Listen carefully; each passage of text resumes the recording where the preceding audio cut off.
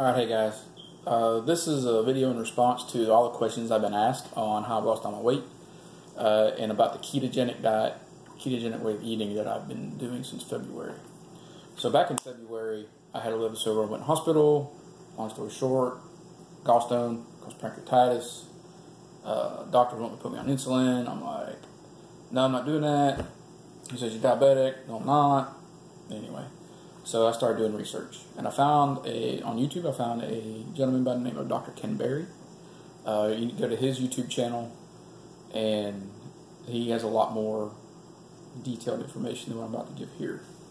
So the ketogenic diet is nothing more than a high-fat, low-carb diet.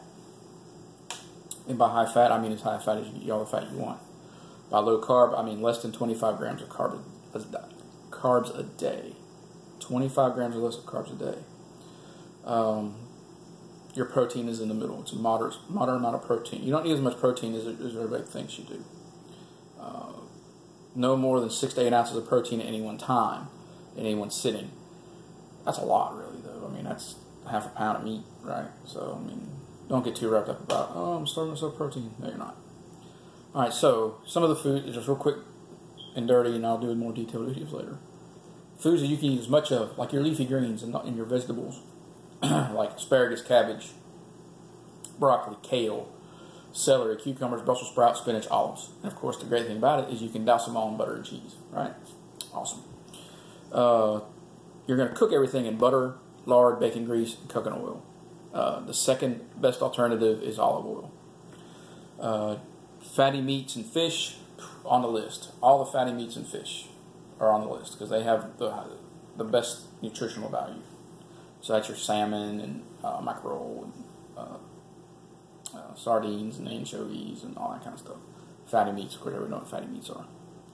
Hard cheeses are on the list. I mean, cheese is another real cheese now, not cheese product, the American cheese, real cheese like cheddar cheese, that kind of thing. High fat, protein, no carbs. Full fat sour cream, full fat cottage cheese, full fat Greek yogurt, unsweetened. It's very hard to find. You don't want to pile on this stuff, but it's, if you need something to kind of wean yourself off of dairy products, that's what you want to do. High fiber raw fruits in moderation, like an apple. A raw apple is okay in moderation because the fiber balances out the sugar. It's your fiber that slows the absorption of sugar, not your complex carbohydrate. Okay. Avocados, eggs. Eggs are your friend. Eggs have a good balance of everything, and you can douse them in butter and cheese. So anything high fat and fiber with low carbs. Also mushrooms and pork skins. Pork skins are going to be your friend because you can, anything you would say, oh, I need potato chips, pork skins. And you can crush up the pork skins to use them as a breading in replace of flour. Try it, you'll like it. So less than 25 grams of carbs a day, 6 to 8 ounces of protein at any one time. So what we're trying to do is avoid insulin responses, or limit the amount of insulin responses, the number we have a day, and the duration. Every time you produce insulin, you stop burning fat immediately. Okay, so how our body burns fuel has nothing to do with calories. I don't understand the whole calorie thing. I never understood it to begin with. They take food, they burn it, measure the energy coming off of it. That's a calorie. It has nothing to do with how we use that as fuel in our body. Our body wants to use a very easy to convert energy source, which is like glycogen. So when you eat carbs, your body turns that into glycogen. So glycogen, your sugar goes into your bloodstream. Your body wants to put it elsewhere in your muscle tissue and in your liver. That's where you store those things. They're your fuel tanks. So it produces insulin to do that. Insulin is not bad. It just has a purpose, and that is to take the sugar in your blood, put it in your muscle tissue, and in your liver. That's where, and I think there's some other organs where it's stored at. But anyway, those are your big things. So when those tanks are full, what happens? That's when you store fat, right? So that's what we're trying to do. That's the whole science behind it. From what I understand from what the people that have the degrees tell me, like Dr. Ken Berry. Let's see. Sucralose, which is like Splenda. It's okay in moderation to use. And stevia. Stevia may give you an insulin response, depending how much you use. But I like it better than Splenda in a lot of things. Things to avoid. This is a big thing. Avoid fruit juices. Everybody's like, oh, I gotta have your orange juice. Orange juice is probably one of the most horrible things you can drink. It's all sugar. So you lose the fiber out of the fruit, and you're going straight for the sugar. Get away from it. Refined sugars, white sugar, anything like that. Brown sugar, white sugar, whatever, stay away from it. Grains. So anything made out of grains, anything made out of wheat, rice, so that's your pasta, rice is rice, bread, all that stuff. No jelly donut for you. Alright? Milk. We don't need milk. Milk has a lot of sugar in it. Read the label. So we don't need milk. Too much protein at any one time, so stay under that 6 to 8 ounces. I mean, it's still a lot of meat, though. And overcooked veggies. When you overcook vegetables, you turn them to starch, which is a carbohydrate. So you release, and you break down the fiber. So you take broccoli, overcook it to mush, you're getting sugar with no fiber. So don't do that. And we'll talk more about cooking the food later. All right. The next thing I told you what to eat, what to avoid. And it's best to use what's called intermittent fasting. So intermittent fasting is nothing but I take a time of day, and that's when I eat all my food in that several hours or whatever. So yesterday I didn't eat anything past 8, 9 o'clock, and I didn't eat anything until probably 2, 3 o'clock, and then it was just a handful of walnuts and 2 slices of cheddar cheese. So your tree nuts are your friend. So I use walnuts and almonds now as kind of my candy when I just want a snack. You can go overboard with them because they do have like 4 or 5 grams of carbs per serving, but like a ginormous amount of fat. So just be mindful of that. Read your labels. Read your labels.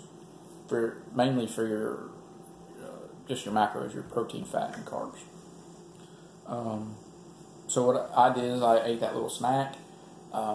Then I came back now and I've cooked a meal, and I'm going to show it to you in a second. And I'll eat this, and I'll probably eat something else here in just probably in an hour or 2 behind it, because why not? I can. And I'm not hungry. I am not hungry. If you're hungry, you're not doing it right. If you're starving yourself, you're not doing it right. I eat more food now than I did before. So I'm down like 50, 60 pounds, right?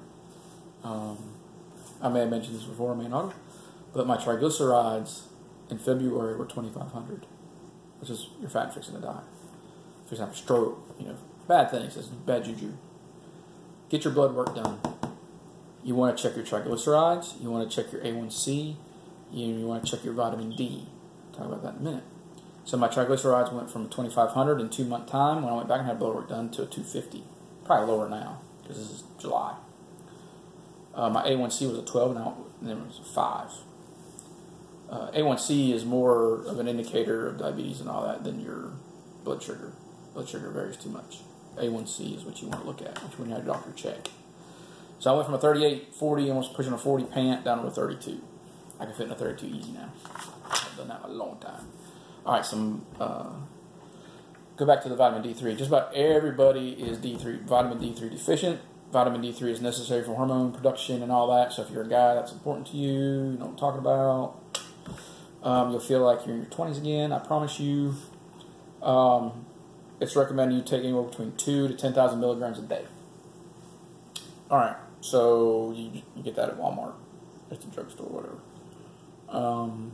But that's easy to check with your blood work, and your doctor can give you a prescription too. Like, take 1 pill a week, and it's really cheap. Or you just go to the store and buy it, and just take that every day. Magnesium glycinate or citrate, that is what strengthens your bones, not calcium. Too much calcium is horrible. We had too much calcium in our diet with like all the milk and stuff, and calcium supplements. Stop the calcium supplements. 250 to 500 milligrams of magnesium glycinate or magnesium citrate a day, not magnesium oxide. That's usually what you're going to find. If you're not eating enough fish, fatty fish, ocean fish, you might need some omega-3s in your diet. Get some omega-3s, preferably from a fish source. 2 to 3 grams of that a day. pop a couple pills, ain't gonna hurt you. If you're, especially this CoQ10 enzyme, if you're taking prescription medication, it's recommended you take 100 to 200 milligrams of that per prescription a day. And 1 to 200 milligrams a day if you're not on any kind of prescription meds. Zinc, 25 to 55 milligrams a day. A B complex. What is recommended is you look at the B12 part of it, and you need 1,000 mcgs a day. It'll be on the label. No calcium supplements. So that's the quick, fast, and dirty of it. I'm going to do more. I'm going to show you my meal real quick.